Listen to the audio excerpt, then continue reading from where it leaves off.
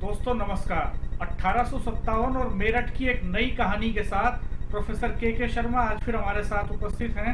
मैं प्रोफेसर के शर्मा का स्वागत करता हूं। प्रोफेसर शर्मा नमस्कार। नमस्कार डॉक्टर साहब। उसके बाद जब आपने पिछली बार बताया था कि बड़ौत में क्रांतिकारियों के साथ अंग्रेजों की जंग हुई, और उसके बाद फिर क्या हुआ?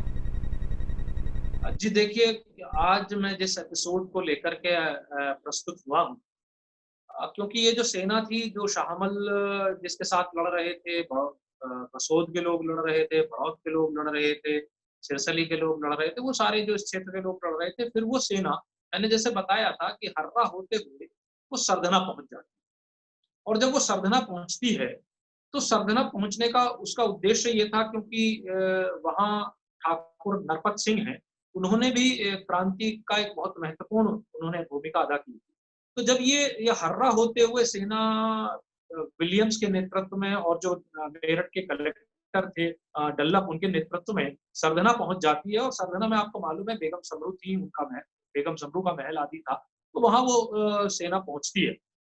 अब आप देखिए कि वहां पहुंचने के बावजूद भी, क्योंकि वो अपने साथ शाहमल का सर को प्रदर्शित लगातार कर रहे थे, तो उस सर को लेने के लिए वहां पर भी कुछ राजपूत और अन्य कृषक इकट्ठा होकर के वो प्रयास करते हैं कि वहां से वो उनके सर को प्राप्त कर लें। तो इसका मतलब ये है कि शाहमल की शहादत के उपरांत भी कृषक भयभीत नहीं हुए, और वो उस सेना का शायद पीछा करते रहे, और पीछा करते करते सरधना तक पहुंच गए। अब सरधना जाने का उद्देश्य जो मैंने बताया आपको, कि जैसे 10 पहले भी मैं आपको बता चुका हूं कि सरधना में 10 मई के उपरांत सरधना की तहसील पर आक्रमण किया गया था। अकलपुरा एक गांव है वहां पर, उस अकलपुरा के ठाकुर नरपत सिंह के नेतृत्व में, और उस क्षेत्र के किसानों ने ठाकुर नरपत सिंह के नेतृत्व में अंग्रेजों को लगान देना भी बंद कर दिया। तो जब डल्लप वहां पहुंचते हैं, डल्लप मतलब जिला अधिकारी मेरठ के कलेक्टर, जब वहां पहुंचते हैं, तो वो निश्चित करते हैं कि इस क्षेत्र के लोगों से दोबारा से लगान वसूल किया जाए। और वो इसके लिए क्या करते हैं कि चूंकि उन्हें पता था कि नरपत सिंह ने किस तरह से तहसील पर आक्रमण किया है, और उसके नेतृत्व में सारे लोग हैं, तो वो एक दूत भेजते हैं। सबसे पहले एक दूत भेजते हैं अकलपुरा गांव में। और वो दूत इसलिए भेजते हैं कि उन्हें लगता है कि शाहमल की मृत्यु हो चुकी है, ये सूचनाएं उनके पास हैं, तो लगता है कि ये नरपत सिंह भयभीत हो जाएंगे, और वो शायद सरेंडर कर जाएंगे और लगान देना प्रारंभ कर, इसलिए वो संभवतः इस विचार से वो दूत भेजते हैं। और दूत जब अकलपुरा नरपत सिंह के पास पहुंचता है, तो वो पहले तो नरपत सिंह जानकारी लेते हैं कि भाई ये बताओ कलेक्टर कौन है, ये बताओ तहसीलदार कौन है। फिर वो कहते हैं कि लगान की जहां तक बात है, तो इस क्षेत्र से आपको कोई लगान नहीं मिलेगा, ये उन्हें बता देना।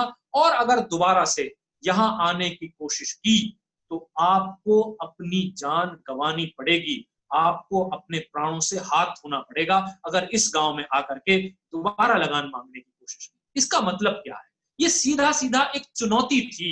चुनौती किसे थी? उस सेना को चुनौती थी जिसके बारे में शायद ठाकुर नरपत सिंह और उस गांव के लोग जानते थे कि वो सेना अभी कुछ दिनों पहले शाहमल और उसके साथियों की शहादत करके यहां आई है। यानी कि उस शहादत से वो भयभीत नहीं थे, उस शहादत से वो डरे नहीं थे, उस शहादत के बावजूद भी वो झुकने को तैयार नहीं थे। और फिर वो, क्योंकि वो सीधी सीधी चुनौती थी, और उस चुनौती को जब वो दूत जाकर के बताता है, तो डल्लप अपनी सेना के साथ विलियम्स के नेतृत्व में वो सेना चलती है।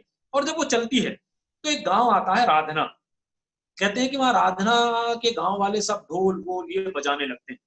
तो उनको ये लगता है कि शायद ये राधना के लोग भी हम पर अटैक करने वाले। परंतु जो जो कलेक्टर है, वो आकर के बाहर कहता है कि मैं हिंदुस्तानी जवान में, मैंने लोगों से कहा, गांव वालों से कहा कि भाई देखो, आप हमारे रास्ते में मत आओ, आप हमारे रास्ते में मत अड़ो, क्योंकि हम आपका कुछ नहीं करने वाले। हम तो केवल अकलपुरा पर आक्रमण करने जा रहे हैं, और आपसे हमारा कोई बैर नहीं है। तो वो कहता है कि उस समय, कुछ समय के लिए तो शायद वो तितर बितर हो जाते हैं, पर फिर भी कुछ ढोल बजते रहते हैं। तो वो जो उनकी सेना है, वो सेना फिर से तैयार हो जाती है कि हम राधना पर आक्रमण ही कर देते हैं। परंतु डल्लभ ये कहता है कि ये सब जो कुछ किया जा रहा है, शायद इसलिए किया जा रहा है कि वो जो ठाकुर नरपत सिंह है, उन्हें समय मिल जाएगा, और वो शायद वहां से भाग जाएंगे। उसके मन में ये विचार आया कि ये सब जो गांव वाले कर रहे हैं, शायद इसलिए कर रहे हैं कि उनको समय मिल जाए नरपत सिंह को और वो वहां से भाग जाए। परंतु नरपत सिंह भागते नहीं है। फिर वो जो सेना, अंग्रेजी सेना है, वो अकलपुरा गांव पर पहुंचती है, जहां ठाकुर नरपत सिंह पहले से ही तैयार होते हैं। तैयार इसलिए होते हैं, इस बात से पता चलता है कि वो उस गांव के, अपने अकलपुरा गांव के जो बच्चे थे और जो महिलाएं थी, उनको पहले ही एक सुरक्षित स्थान पर पहुंचा देते, क्योंकि उनको पता था कि आक्रमण होने वाला है। उनको पता था कि आज हम शायद रहें या न रहें, तो अपने परिवार के बच्चों को और महिलाओं को सुरक्षित करने के लिए वो दूसरे स्थान पर पहुंच जाते हैं और गांव में मोर्चा लगाकर अंग्रेजी सेना का सामना करने के लिए तैयार होते हैं। जैसे ही वो सामना करते हैं अंग्रेजी सेना का, अंग्रेजी सेना अकलपुरा पहुंचती है और सामने से नरपत सिंह के लोग उन पर फायरिंग करते हैं, वो उन पर फायरिंग करते हैं और उसके बाद सेना गांव में घुस जाती है। वो कहते हैं जो भी मिलते हैं या तो उन्हें हम गोली से उड़ा देते हैं या उनके पेट में संगीन भोंक देते हैं। तो कुल मिलाकर के फिर नरपत सिंह जी की भी शहादत वहां हो जाती है। और नरपत सिंह के विषय में खुद डल्लभ लिखता है कि नरपत सिंह जब शहीद हो जाते हैं तब वो उन्हें देखता है, तो वो कहता है कि ये तो एक लंबा चौड़ा खूबसूरत सा एक राजपूत है और उसकी शहादत हुई।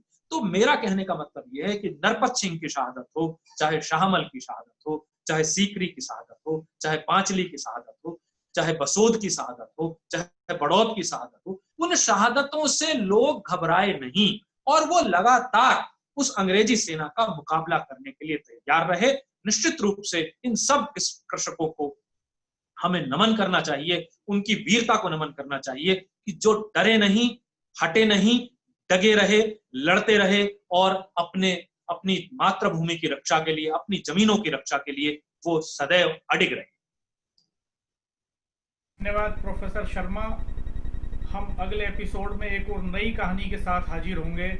तब तक आप हमारे YouTube चैनल के लिंक पर जाकर के अभी तक के सारे एपिसोड देख सकते हैं प्ले लिस्ट में जाकर के, और चैनल को सब्सक्राइब करने के साथ बेल आइकन जरूर दबा दीजिए ताकि आपको नोटिफिकेशन मिलता रहे और हर नई कहानी जैसे ही अपलोड हो तुरंत आप तक सूचना पहुंचे। धन्यवाद, नमस्कार। नमस्कार, धन्यवाद।